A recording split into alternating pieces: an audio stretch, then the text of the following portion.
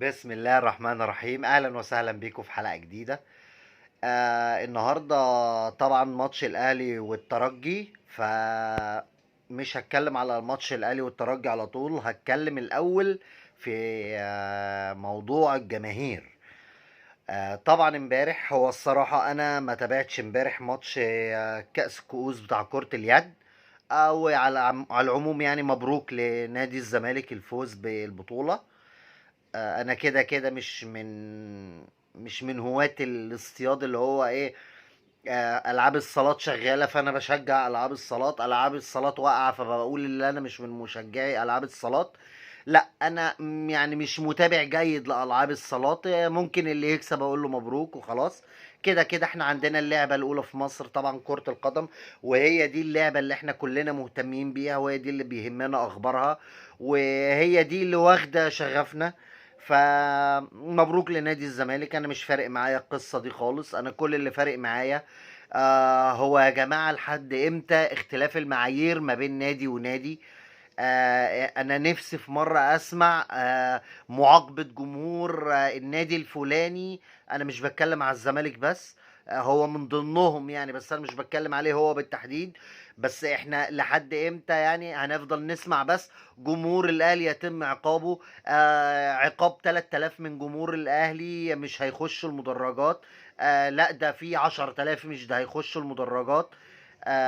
لا، ده ما يخشش بتيشيرت مكتوب عليه 74. ليه يا عم؟ هي 74 دي ايه يعني؟ ما هي ناس ماتت. انا مش فاهم ايه مشكلتكم يعني. اخش بعلم، اخش بالبانر بتاعي وما فيهوش اساءة لحد واحد بيشجع فريقه. انا مش فاهم ليه. منع جمهور الاهلي، منع جمهور الاهلي، غرامة على الاهلي عشان مثلا السباب الجماعي. احنا كلنا ضد الشتيمة طبعا. طب على فكرة، جمهور الزمالك وجمهور الاسماعيلي الماتش اللي فات، ماتش الزمالك والاسماعيلي، كانوا نازلين شتيمة في بعض. الله اعلم جابوا الاهلي في جملة مفيدة ولا لا. بس جمهور الزمالك وجمهور الاسماعيلي كان في سبب جماعي. ما سمعناش يعني خبر، ما سمعناش عن غرامة، ما سمعناش عن وقف عدد معين من الجمهور. جمهور الزمالك امبارح في بطولة كاس كوس بتاعت اليد، هارى الكابتن الخطيب. وكل ما هو النادي الاهلي شتيمة جوه صالة النادي الاهلي. فين فين العقوبات؟ مفيش، محدش هيتكلم. اشمعنى جمهور الاهلي بس اللي بيتعاقب؟ احنا عايزين اجابة على السؤال ده عشان تعرفونا. مضايقكم جمهور الاهلي؟ خلاص جمهور الاهلي ما يروحش وخلصت.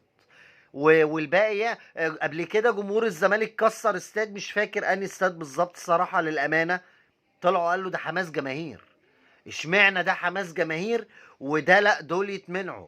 احنا برضو عايزين نفهم المعايير ايه. دول ودول لا. اذا كانت هي كده اطلعوا قولوا لنا. دول ما بيتعاقبوش. انا مش بتكلم على جمهور الزمالك بس عشان ما حدش يحط في دماغه اللي انا بعمل فتنة زي فطوطة يعني، لا خالص. انا بتكلم عامة، لاني اتكلمت حتى في ماتش الزمالك والاسماعيلي كانوا الاتنين. لكن جمهور الزمالك ثابت في كل حاجه يعني، ومع ذلك ما بيتعاقبش خالص. جمهور الزمالك الوحيد اللي ما بيتعاقبش. وهو ده ليه يعني؟ عشان هم مثلا نفسيا مش كويسين، فخلاص معلش. لا يا عم، القانون قانون. بتكسب بتخسر، القانون بيقول واحد اتنين تلاتة، يبقى واحد اتنين تلاتة على الكل. لكن مش تنقيل الاهلي بس هو اللي يتعاقب. عايز تفرض عضلاتك يعني على الاهلي؟ خلي بالك جمهور الاهلي بالملايين، هتوقف له 10000 هيجي له 20000، هتوقف له 20000 هيقفل لك الاستاد برضه. ف دي نقطة مهمة يعني.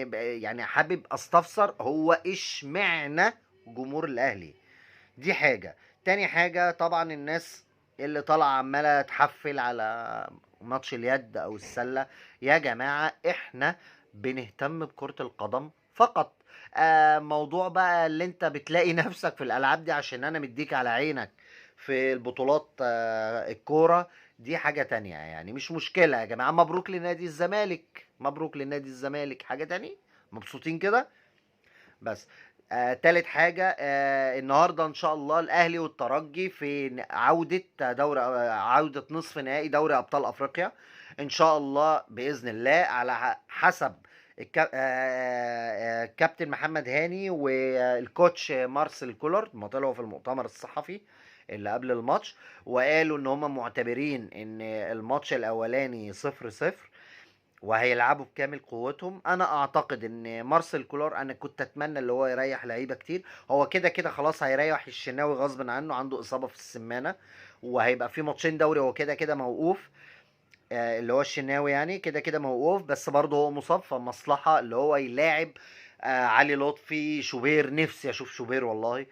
عندك محمد عبد المنعم. يعني انا مع اللي هو لازم يعني ايه، ماشي يلعب بقوتك وكل حاجه، بس لازم تدي وقت اطول للعيبه التانية. يعني ابدا يا عم بالفريق اللي انت بتلعب بيه على طول، بس يعني ما تاخرش للدقيقه 60 و70 والكلام ده.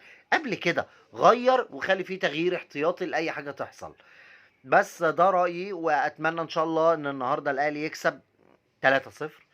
توقعاتي ان الاهلي النهارده ان شاء الله هيكسب 3-0 ونوصل للنهائي. وبكره هنستنى الوداد وصن داونز. اعتقد بنسبة تتعدى 60% صن داونز في النهائي. وانا بالنسبة لي صن داونز او الوداد زي ما قلت قبل كده، انا بالنسبة لي الاتنين واحد، بس ان شاء الله نصعد احنا الاول النهاردة. وان شاء الله باذن الله لما يجي وقتها هنتكلم، هنحلل ده ونحلل ده ونشوف هنقدر نعمل ايه مع بعض.